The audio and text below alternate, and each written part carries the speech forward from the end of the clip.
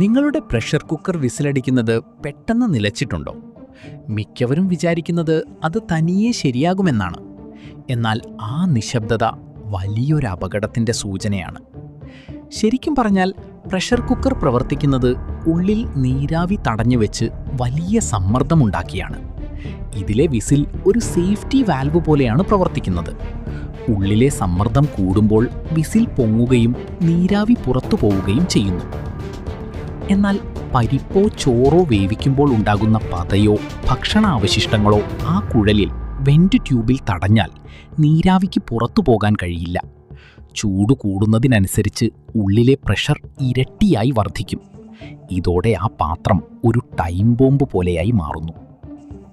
സാധാരണയായി കുക്കറിൻ്റെ അടപ്പിൽ ഒരു സേഫ്റ്റി വാൽവ് ഉണ്ടാകാറുണ്ട്. കുഴൽ അടഞ്ഞുപോയാൽ ഉരുകിപ്പോകാനോ തെറിച്ചു പോകാനോ ഉള്ള രീതിയിലാണ് ഇത് നിർമ്മിച്ചിരിക്കുന്നത്. പക്ഷേ ആ സേഫ്റ്റി വാൽവ് പഴയതാണെങ്കിലോ അല്ലെങ്കിൽ അതിനു മുകളിൽ എന്തെങ്കിലും തടസ്സമുണ്ടെങ്കിലോ സമ്മർദ്ദം പുറത്തു പോകാൻ പാത്രത്തിൻ്റെ ഏറ്റവും ബലമില്ലാത്ത ഭാഗം തകർക്കുന്നു. ആ സെക്കൻഡിൽ പാത്രം പൊട്ടിത്തെറിക്കുകയും അടുക്കള മുഴുവൻ നശിപ്പിക്കാൻ ശേഷിയുള്ള വലിയൊരു അപകടമുണ്ടാവുകയും ചെയ്യുന്നു.